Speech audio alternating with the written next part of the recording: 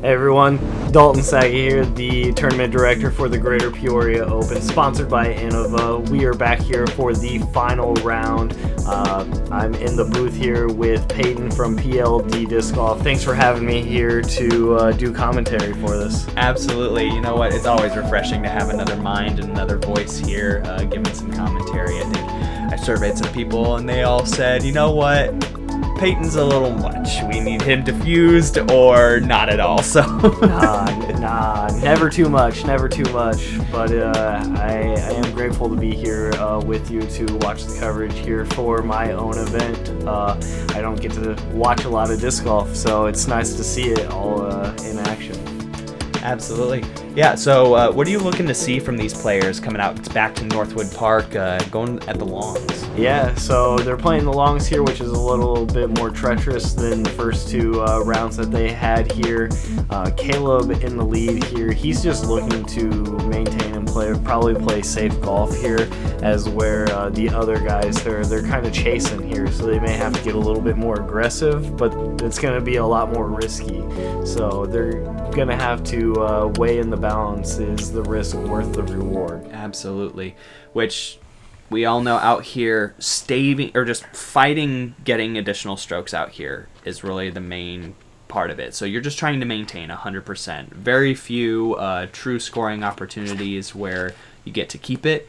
But I mean, this is an example of one of the tough holes out here. So you guys know it. No different than the first round. So you got your two options: your backhand turnover here on the left-hand gap, or the forehand flex. I think every single one of these guys just trying to play safe golf now. Trying to maintain. Very little aggression maybe from Dane and Nathan if they see Caleb trip up, but I think it's just going to be try to match play every single hole. Inbound. To put it in perspective for those that play disc golf and even those that may not know, 6 over from the longs is generally 1,000 rated golf, which is insane to think that being over scores that well on the rating system. Yeah. 1,000 rated golf is like your standard entry level professional. So it's good to see that.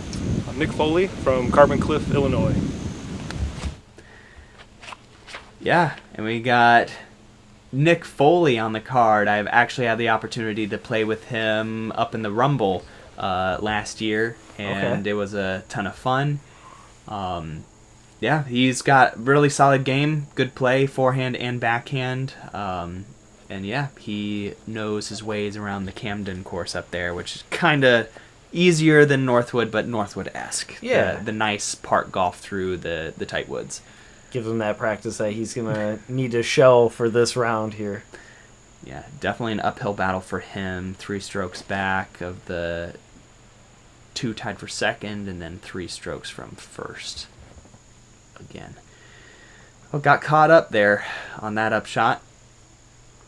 I think a lot of players, you got to find the biggest gap and hit it with confidence. Nick puts this up, lets it fight back, and okay. Once again, another tree. Yeah, another tree. He's still in circle 1. Caleb in not a good spot here. Looks like it does stay in bounds, though, which is fortunate. Very close. Yeah, there's a couple sneaky windows here, but the trees are heavily condensed on the left-hand side of the fairway as you get closer to the basket. All right, first on the green. Let's see if Nathan can not get a bogey. No, didn't it's like gonna it be the out of the bogey, hand. yeah. So Caleb looks like he's 10, 15 feet, so maybe picking up another stick there on Nathan. Nice putt from Nicholas there. Yeah, Nick's a pretty solid putter. I think that's what got him here. And he having some confidence in the wind putting yesterday. Definitely, as you can tell, a lot more still here on this final round. So goal is to just put your putt up how you know it, trust it to fly right, and you gotta make everything, I'd say, within 40 feet out here. Because if you're fighting to get up to that 40 feet and you can't make it, you're taking on additional strokes just like Nathan did. So first casualty of the round, but still a lot more golf left. Yeah, and thanks to Power Grip USA, Zach Parcel over there, he has been helping me out so much through this season for the entire tour and this tournament in itself. So please go check them out online or their brick and mortar in Bloomington. Yeah, the store is awesome. They have great product there. I've been there a few times myself and always enjoy it. So, all right, now I've got the right drone coverage. This is the longs that we are looking at and looking to play. So you got about a 300-foot straight shot, a little uphill, followed by another 280-foot-ish shot, a little bit downhill to get to this basket. The green is fast, so you'll want to have some touch playing your second shot, which means trusting your disc high into the air, which is tough for some people given the tree gap. So a little extra hyzer from Caleb. He's going to be left side, I think, a little bit too left. And this is a completely different shot from the short. The short, you're just kind of throwing pretty much straight uphill with a lot of extra turn to the right. This is more of a placement shot of dead straight. You're going slight uphill, but it's not like too extreme. Early release there from Dane. That could not be good at all. I think it just hits and it drops. He loses out on the extra tens of feet that he needs to get to the landing zone. And Nick, that's what you don't want to do, is pull to the right on this hole, because then you're fighting your way up the fairway for the off the tee shot for the short, which is, as we know, kind of tough. So he'll just be pitching up to the landing zone from there. Let's see what Nathan can do. See if he can correct. And he does. Trust this high. It will fade off a little bit left, but he's going to be just into the left side, which means he'll have a good opening to get around the bend on his next shot. Yeah, Nick, he is not too far off from where the short is. It's that tight line of trying to just pitch something up to the right around those trees. Looks like he got a little too far left, but he gets a favorable kick back to the fairway. Caleb looking like he's having not a good time in jail, but finds his way out. Yeah, he couldn't even see the landing zone. He was down and in the rough from over there, so just doing a simple, it's not really much of a simple shot, but a pitch out, does it well. And this is a common result for those being aggressive, trying to throw that backhand turnover, and just pushes it straight into the left-hand side of the next fairway. That's tough. And that's another miss. Going to be in a similar spot for Dane. Oh, this is tough. Yeah, no one likes landing that close to a tree. It's going to affect your backswing almost no matter how you stand. Yeah. I think Nick wants to be a little bit more aggressive and try to throw the backhand turnover just to get the distance, but he has to elect for the forehand, which sneaks through, does clip a tree, but it drops right in the middle of the fairway. Hopefully he'll be able to get up and down for his bogey. And Caleb back on track. He needs to get up and down for his par. Once again, fight the bogeys as long as you possibly can. That's the confidence you need to play here. And I mean, bad kick. that's where he was round one. He missed that putt, but he's got a second chance. He's got a second chance. He knows. He's seen it happen. You should remember his correction from day one. Yeah. Yeah, this is tough. He's not even that far off the fairway, but you can see how brutal this course can be. Just getting anywhere off the fairway. It has been more forgiving the last few years than it has been, with cleanup. Thanks to local Dave for cleaning up the fairways. Messer, man. He's a workhorse, and we definitely do appreciate him helping out with this course. Yeah, he's definitely, like I was mentioning in one of the previous rounds coverage, how I like Josh Edwards. Can appreciate guys like him more. I don't think there's anybody else on this planet, disc golf related, that I respect more than Dave Messer, with the amount of time that he puts in and the blood, sweat, and tears Probably less tears. He does it for enjoyment, Yeah. but tears of joy. But yeah, really appreciate him and the role model that he sets for people in the area. Yeah, for Couldn't thank him sure. enough. Yeah, he actually all of the items that he gets for volunteering his time for any event that are disc golf related, he actually ends up selling those to buy new chainsaw blades to help clean up the course. Yeah. Oh, and a bogey tap in there for Caleb. So, Nick, on the preferred side of the green, I would say if you can make sure that your second shot gets here, I'd say this is a good opportunity, a good safe putt. And yeah, it's a good putt there. But it is for his bogey. And that's all right. Bogeys are common out here. Working man's pars. Pretty cool scramble there. And lackluster hole 2, we want to shout out Prodigy Discs. They've hooked every single tour event and Greater Peoria Open with awesome Players Pack items. The plastic is super sweet. The new Spectrum stuff has been awesome, and they've hooked us up with some really sweet stuff. And the artwork on there was awesome, designed by a friend of yours. Yeah, a friend of mine, Jay Velez, he does all of the design work for Double Eagle. He does all the sick jerseys that you see Gavin Rathbun and Haley King wearing on tour. So. Awesome, yeah. So hooked Prodigy up with the artwork for the stamps, and those things came out so sweet, man. Yeah. So sweet. All right, and this has got elevated to the next level. Definitely a lot more tougher than its short counterpart. You're trying to throw a 330-foot straight shot through here, and for some reason it's just tough. I don't know why. This fairway scares a lot of people from throwing something just straight. People try to get off early, and you get off too early. Yeah. It's the longs almost make it a different course, you know, adding an extra. That's a really great second kick back to the fairway. So nice playing the shorts. Yeah. So with the shorts being 100 feet up, but it takes away this 100-foot tunnel here that you have to navigate through to get down the fairway. This actually looks like a really good shot here from Caleb, making it back into the fairway. Pretty lucky. I mean, so it kind of hooks up around that skinny tree on the left-hand side of the fairway. That's not an intended route, but he'll take it nonetheless. A little high from Nick. If that was just a smidge lower, I think it pushes straighter and gets around the bend. Yeah, that I was agree. Kind of what you're looking for if you wanted to make some ground for your birdie. Nathan just wanted to play the shorts one more time here before he left the event.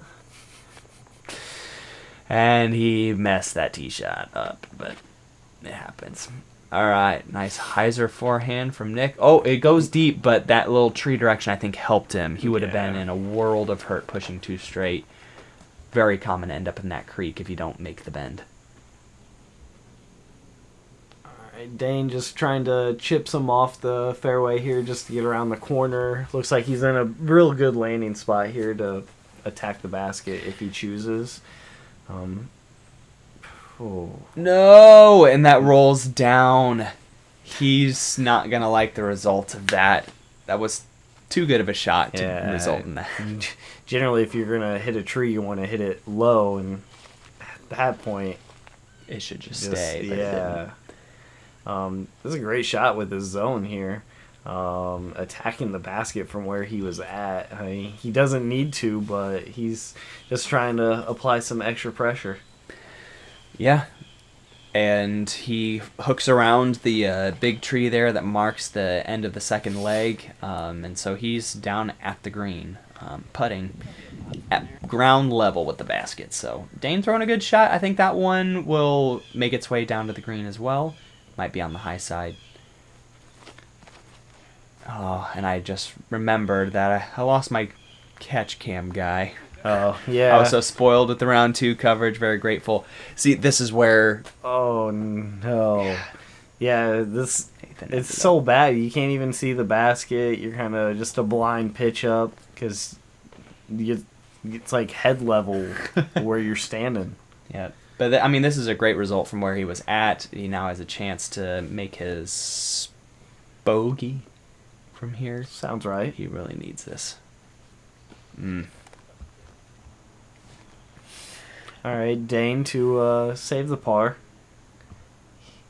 He needs this if he wants to stay cooking.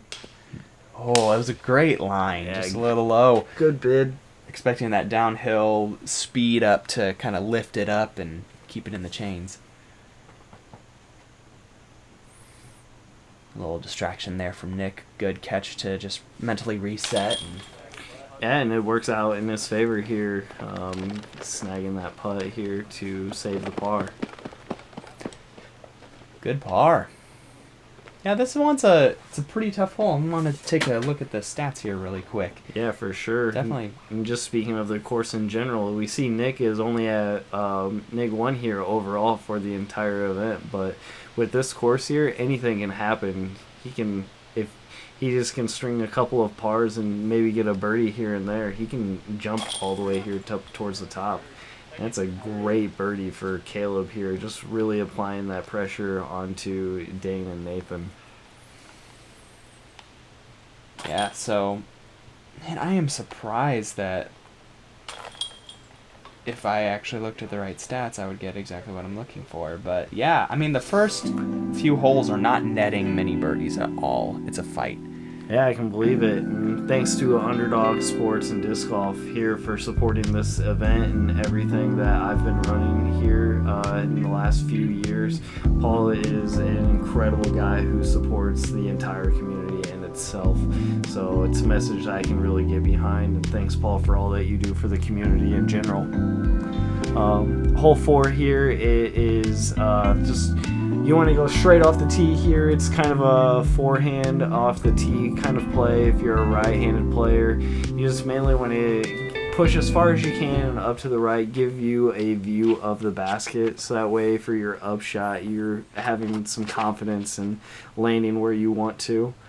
This actually looks like a good shot off the tee. Just it takes a big skip and it could be down in the creek. Yeah, I think he does stay on the top side, but it's still going to be in the roughage on the left, so he's going to have to kind of just pitch around the corner, maybe at the forehand. But this is what we're talking about on round 1's coverage for this hole. The forehand really does kind of fit the shot shape best, and if you did want to actually push this up there for the birdie, you want to be on the right-hand side of the fairway because that opens up the second shot. So you can, A, either see the green, and B, actually fit a shot that doesn't just dive out of the sky as it gets to the green, something that kind of pushes up there to get close. So we got 3 forehands coming here. Let's see if Nathan can correct. Nick threw a great tee shot. That was really good. Oh, okay. That was a good shape, yeah. just a little high. And hyzered out too early. Oh, Another no, not bad the roll. back roll. He is getting a lot of bad rolls this round. Oh my. That's ridiculous. While we play a little bit more Army golf, kind of fighting back and forth,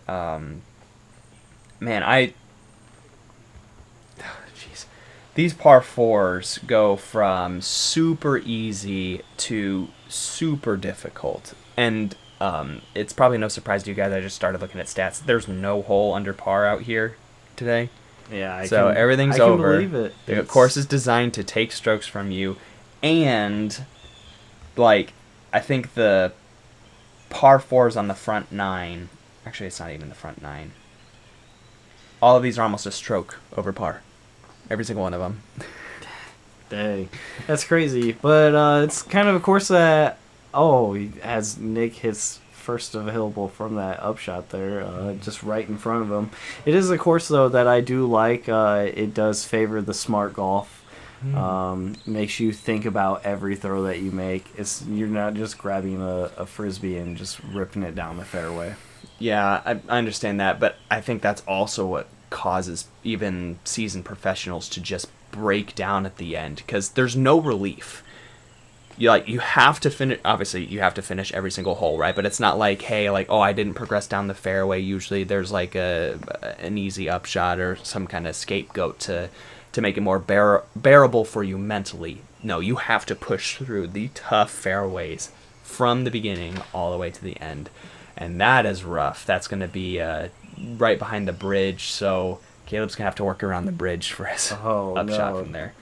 It's even worse just because it's not a natural element to the hole. Yeah. And Nathan just still getting these wicked kicks off of these trees and posts. Yeah, I mean, if that was a flat wall, I mean, it's ricocheting up maybe to the crest of the hill, so it'll have like a level putt at the basket, but it just kind of shoots down. And yeah, it's just the luck of the roll. And good settle there for Caleb. Yep. Good upshot from where he was at. Awkward stance. This doesn't look ideal for this hole here and where you want to land. But got it up there. Should be a tap in from there. Yeah. So if you got a par on this hole, I mean, you're doing pretty solid. If you got pars on any of the first 4 holes here, you're doing good. I do want to shout out. So going back to hole 2, there's how many people are in our field again? Take a quick peek. There's 18 in the MA1 division specifically, but if we're looking through those guys... that's holes. Wow, I wish I could use my phone a little bit better. No, you're good. There's 38 total in the field. Dang. Well, of the 38, 2 birdies on hole 2. Eric Bush, Carson Fowler. We saw Carson earlier. No birdies on hole 1. Skipped over that. Hole 3, 2 birdies. Joseph Rawling, Caleb Tripp, wow, which we saw Caleb's. And then on hole 4, Brandon Brown and Brennan Begner, 2 birdies. So of the past 3 holes, 6 birdies. Which is insane. Usually there's a lot more out there. Thanks to Ryan over at Double Eagle Disc Golf down in Florida, supporting the event and the tour in itself, supporting everything that I've done. I do my best to try to support him as well. It's a great partnership and relationship that we've built. Good friend too, overall. Love having him here for any event that he's up here for, because his son plays MPO. Nice. Yeah, very good. And going back to holes designed to be scoreable, this is the first one that we run into. So yeah, quite possibly the easiest par 4 on the course. Let me take a quick look here. It definitely is. Yeah. Caleb going early right here, hitting a tree, just dropping down. You see Nick here looking to get some footing. It was wet every morning here, so it is a little muddy, but this was after a pretty big rain. Yeah, but I do have to say, knock on wood, but this is the first year I've ever had where there wasn't rain at a single one of my events. And nice. I know... And you had 4 more events this year than you typically do, or 3 more. Yeah. That's crazy. And I know Dane and his dad are probably laughing. They've nicknamed me the Rain Man. They bring an umbrella to every single one of my events, no matter what the weather looks like. That's fair. And that's Boy Scout preparedness, man. That's good. So great shot from Dane there, landing a little deep of the perfect landing zone, but he's still going to have a shot. That's kind of what you're looking for.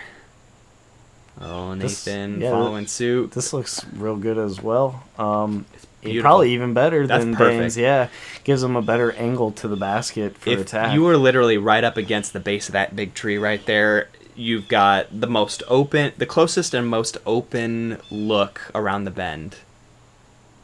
And yeah, this is tough.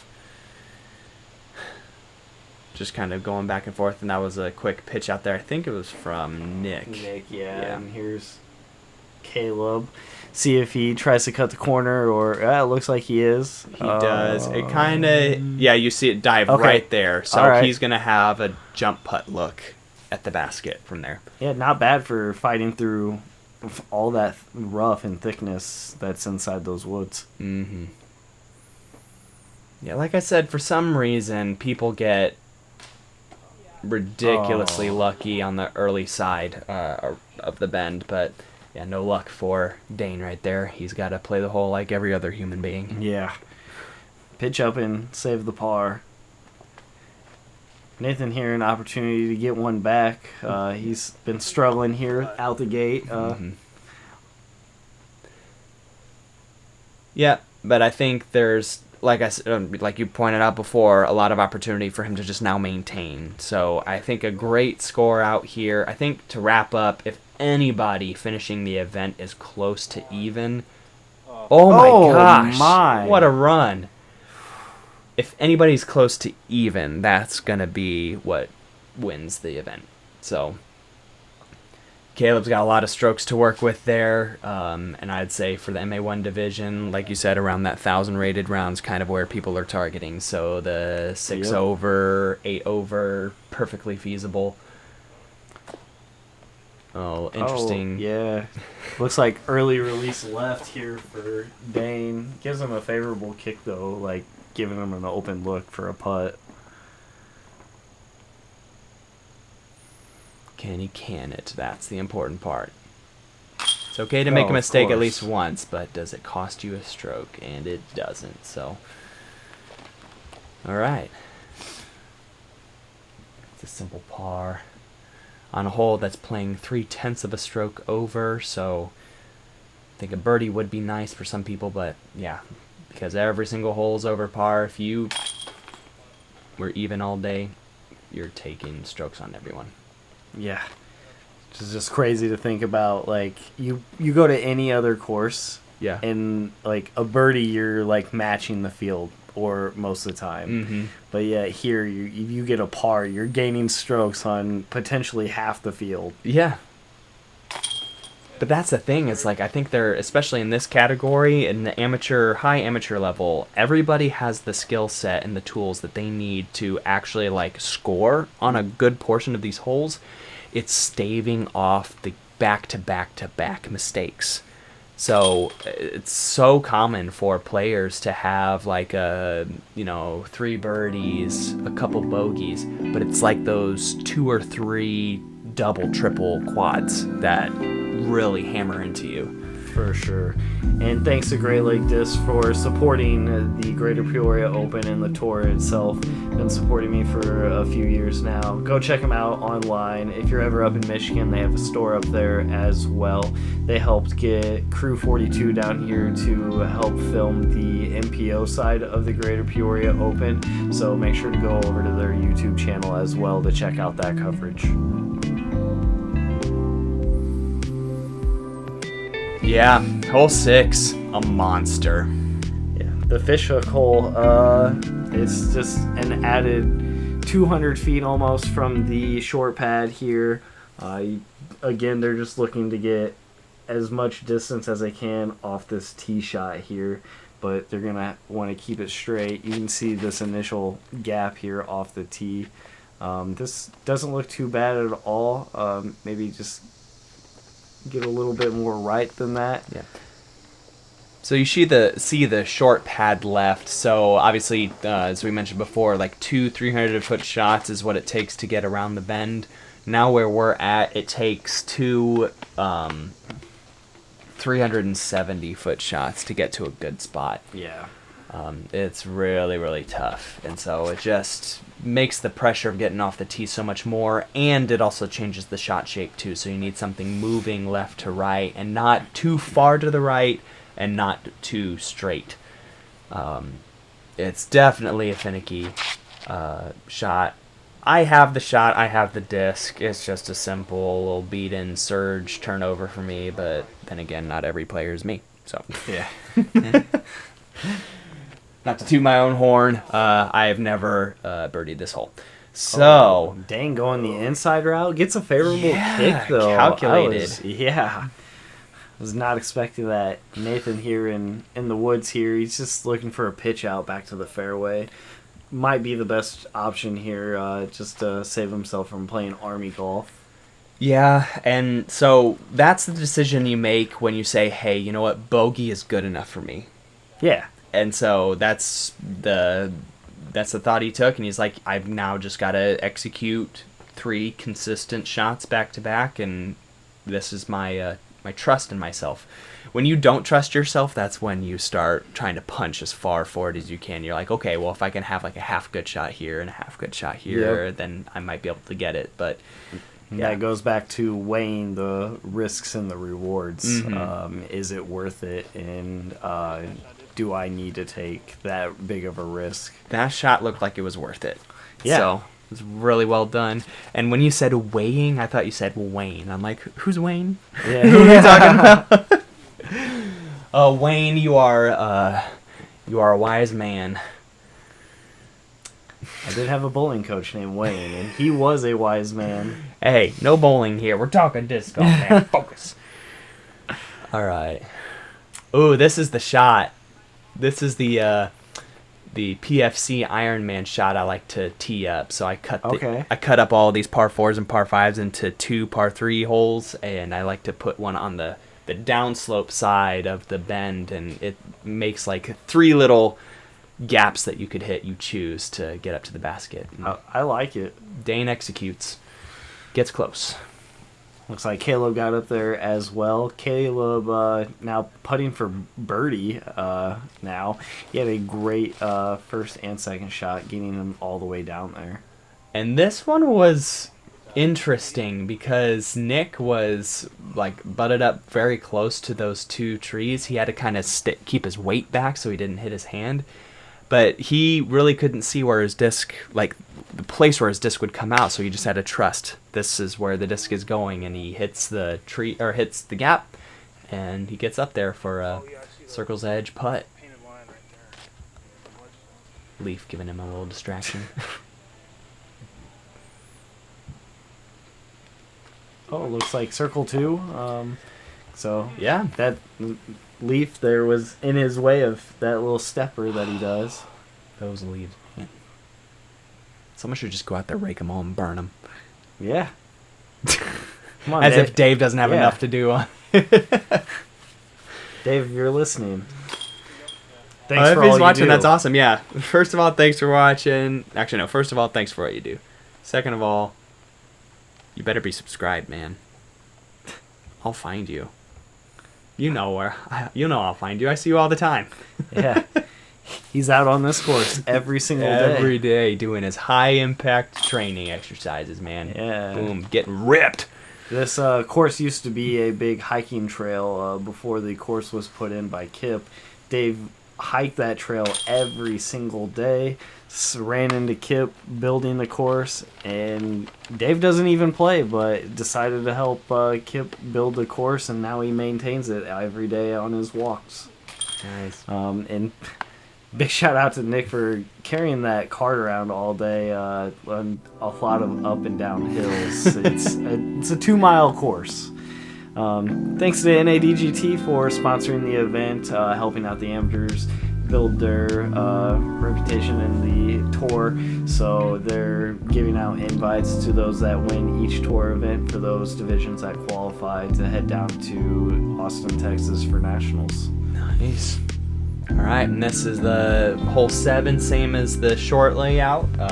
You just got to pick, do you want to go straight at it? Do you want to go a little bit to the right and just have something kind of fade back out? Or do you just want to kind of put a safe hyzer like Caleb is? And no, man, he does the straight gap. Straight and that gap, was well done. yeah, with his Buzz SS. Yeah, very nice.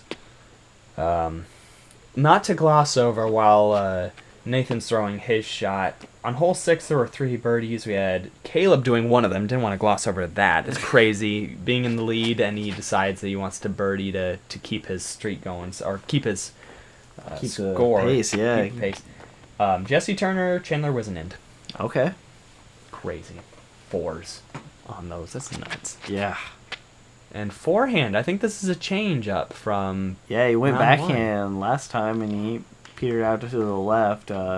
This time he hangs it out a little more to the left. I think this one was a little bit more of a luck play than anything else. I struggle to see the value in trying to do that kind of forehand force over. So, I think just from what I've seen of Dane playing, I think Dane has a ton of power when throwing with backhand, but I think when throwing the forehand, he has a little bit more control. Sure.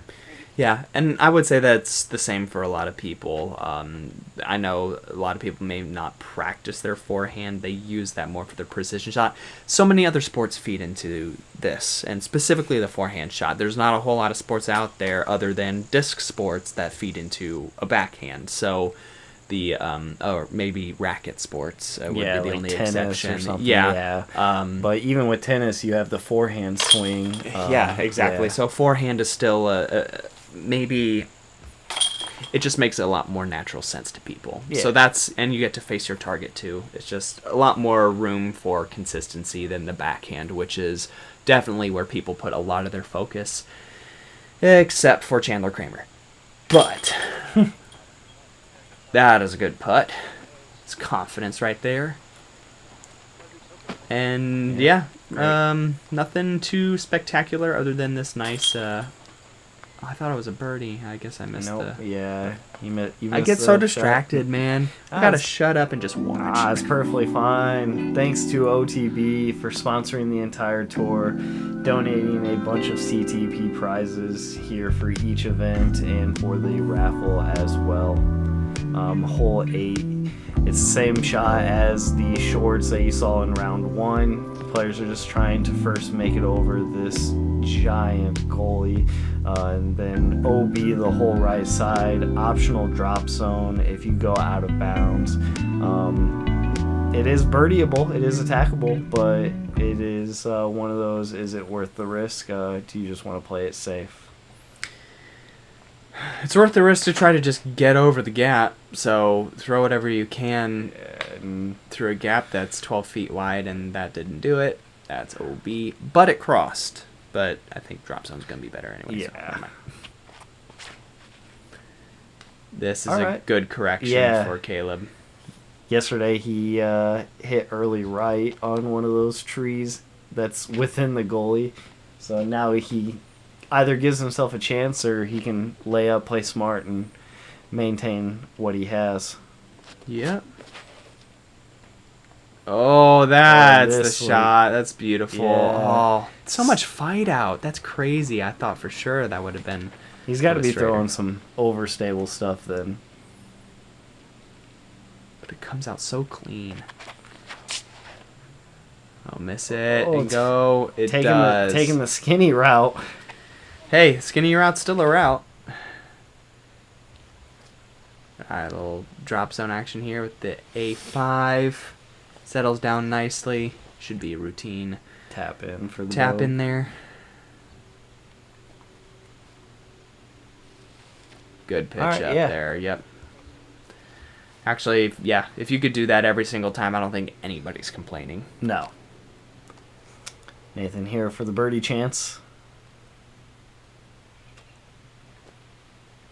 Gets it high. Which Who's is committed? strange, though. You know, he's putting downhill. He doesn't need to get it that high. He could have just putted it as if it was normal.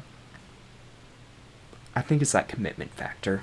Once again, just trying to tell himself, hey, you can't make it if you're putting it low all the time. So that is a fantastic birdie. Yeah, Man. big birdie. Gaining strokes on this entire lead card here. He's And there's the it's still a 3 strokes with the OB, so it's all right. Played it for par, got the bogey though. I've seen a lot worse scores on this hole. This tends to blow up people's rounds before they even really get off the ground. So and just do some cleanups here. Very nice. All right. And quick tap in by Nick. So as we move into hole 9, The last front 9. Yeah, of this Of the entire thing. of Cool. the entire tour, the entire tournament. It looks like Caleb is kind of starting to separate himself a little bit, but there are 10 very hard holes to end it on. So he's got to maintain that moving forward. I think right now it's more of a mental game for him than it is a physical. Yeah, couldn't agree more. Hole 9. adding another 150 to 60 feet from the short pad, throwing uphill now off the tee. Very demanding tee shot, just to give you any sort of look at hitting a gap on the second shot to move more up the fairway. Yeah, so if you do the simple math here, divide the distance in two, so you have to throw a 365-foot shot, but you have to throw a 365-foot shot that moves like 50 feet right, and it's 25 feet or 20 feet up the hill. So that's like a 450-foot shot. The tee shot for this hole is so demanding, and not that I doubt these players. I think they're fantastic, but I don't think anybody has it in them. And this hole is the hardest of the front nine. Okay, I can see that. Just you want to know how hard it's playing? I'm going to guess 1.2 strokes over par. Well, you were in the right expectations. 1.14. Okay, yeah. Okay. So I was very close. Very close, yeah. So, yeah, this is crazy, and I'm not going to give what the breakdown is just yet. No spoilers, but, I mean, this is a very hard birdie. And first thing to do is you got to be in the middle of the fairway, but you need to be another 250 feet down the fairway from where Nick is. So, yeah, he got to where you want to be off the tee for the short tee pad. So, yeah, he's playing this one for par, for sure. It would be great if he can actually execute that as well. So, yep, just a pitch up to the middle. Nathan's playing it for par as well, possibly. I mean, Dane's got himself a gap here, so potentially, I mean, it's not a very big gap. Probably playing it for par as well. Just trying to cut off some distance there. Yeah, Caleb, the lone wolf of attempting, gets not the greatest ground play that he was probably expecting, so he's up again. Now he's just trying to save the par at this point. Yeah, and I mean, this is what we talked about too on the shorts layout. Is this? I think this is well done. Yeah, what a great shot with that zone. A little left. Yeah. I mean, it's going to be circle's edge, but that's great. But this upshot here is challenging, and odds are you land in mid-circle too by hitting one of these trees is so common. So yeah, you can just see how guarded that green is. Mm-hmm. You can get lucky and do what Nathan does. Yeah.